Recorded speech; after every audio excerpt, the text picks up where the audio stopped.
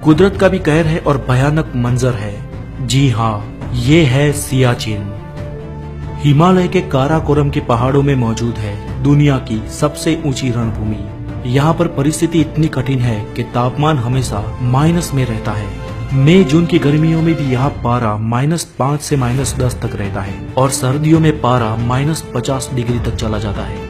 यहाँ पर हवा बहुत पतली है और पर्याप्त ऑक्सीजन भी नहीं है। युद्ध का खतरा 24 घंटे मंडराया रहता है और सामना सिर्फ दुश्मन से नहीं बल्कि कुदरत से भी करना होता है। और ऐसे बेहद मुश्किल हालात में भारतीय जवान 24 घंटे एक ग्लेशियर की और अपने देश की रखवाली करते हैं। इस जगह पे न पेड़ पौधे हैं, न जानवर है और न ही कोई पक्षी। यहाँ पे चारों ओर सिर्फ बर्फ ही बर्फ है। इतनी बर्फ कि जरा सी भी लापरवाही हाइपोथर्मिया को नौबत दे सकती है। सियाचिन ग्लेशियर समुद्र तल से लगभग 20,000 फीट की ऊंचाई पर है और इस कठिन परिस्थिति में हमारे सैनिकों को एक के बाद एक टुकड़ियों में बांटकर 4-4 महीनों तक भेजा जाता है। लेकिन यकीन मानिए, वहाँ पर 4 महीने तो क्या 4 दिन भी काटना हम आम इंसानों के लिए मौत को दावत देना है। इतनी ऊंचाई पर जहाँ हमारे सैनिक देश की हिफाजत करते हैं, वहाँ तक उनको हथियार, खाना, उनके जीवन की जरूरी चीजें और सारा का सारा सामान नीचे के बेस कैंप से हेलीकॉप्टरों में पहुँचाया जाता है। हर सुबह 8 बजे से 11 बजे के बीच एक के बाद एक हेलीकॉप्टरों की परेड लगती है, जिसमें ग्लेशियर की ऊंचाई पे मौजूद सैनिकों को सामान पहुंचाने की कार्यवाही हर दिन की जाती है।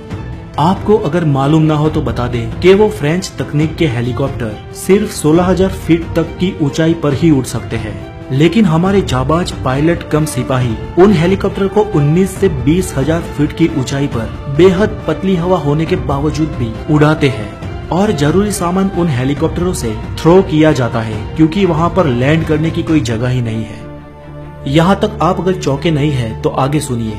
जब इन हेलीकॉप्टरों से सामान फेंका जाता है तो इनमें खाने की चीजें भी होती है, जिसमें जो आलू होते हैं वो हेलीकॉप्टरों से फेंकने के बाद नीचे गिरते वक्त एक सब्जी के रूप में से एक पत्थर या स्टोन के रूप में परिवर्तित हो जाते हैं। उसे अगर आप हाथ में पकड़ोगे तो लगेगा कि आलू जैसा एक आरस का टुकड़ा पकड़ा है। ग्लेशियर के ऊपर बसे हमारे जवान कहते हैं कि इस आलू को पकाकर खाने लायक बनाने में कुकर में कम से कम 19 से 20 सीटियां बजानी पड़ती है, तब जाके वो आलू खाने लायक बनता है। आप इस बात से ही वहाँ की परिस्थिति का अंदाजा लगा सकते हैं। हमारे जवानों को वहाँ पर सबसे बड़ा खतरा हिमस्खलन का भी रहता है और आज तक उसमें सैकड़ों जवानों की जान भी गई है। लेकिन कुछ जवान ऐसे भी है जो वहाँ के खतरों का सामना करके भी जिंदगी से लड़ रहे हैं। एक 24 साल की उम्र के मेजर जब इस ग्लेशियर पे अपनी ड्यूटी बजा रहे थे, तब वहाँ पर बर्फ का भयंकर तूफान आया था और अनफॉर्चुनेटली उन मेजर की उंगलियां सुन्न होने लगी। उनकी खबर तुरंत नीचे बेस कैंप तक पहुँचाई गई, लेकिन भयंकर तूफान के कारण हेलीकॉप्टर नहीं उड़ पाए।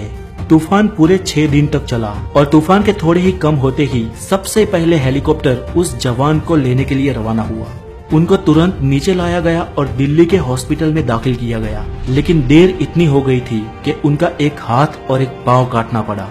लेकिन दिल को हिला देने वाली बात समझिए दोस्तों, जब वो स्वस्थ हुए तो उनके जज्बे में 1% की भी कमी नहीं आई और ना ही उन्होंने फौज को छोड़ा और ना ही हमारी फौज ने उन्हें छोड़ा। आज वो मेजर पुणे के आर्मी कैंप में नए फौजियों को ट्रेनिंग दे रहे हैं। दोस्तों, ये होती है देशभक्ति और देश की सेवा। हम यहाँ आराम से अपना जीवन जीते हैं, लेकिन आज हम सबकी सांसें उनके कारण चलती है। वो चाहे सियाचिन में हो, राजस्थान के रन में हो या सुंदरवन के जंगलों में हो या देश के कोई और अंदरूनी हिस्से में हो, लेकिन आज उन्हीं के साहस के कारण हम जिंदा हैं। उन देश के वीरों को हमारा सत सत प्रणाम। अगर आप लोगों को भी कभी समय मिले तो किसी दिन या किसी त्योहार पर हमारे आर्मी ऑफिसर्स को मिलने जरूर जाए। आज के लिए इतना ही, और अगर आप द नॉलेज पे नए हैं तो हमें सब्सक्राइब जरूर करें। आपकी और जवानों की शुभकामनाओं के साथ फिर मुलाकात होगी। वंदे मातरम, जय हिंद।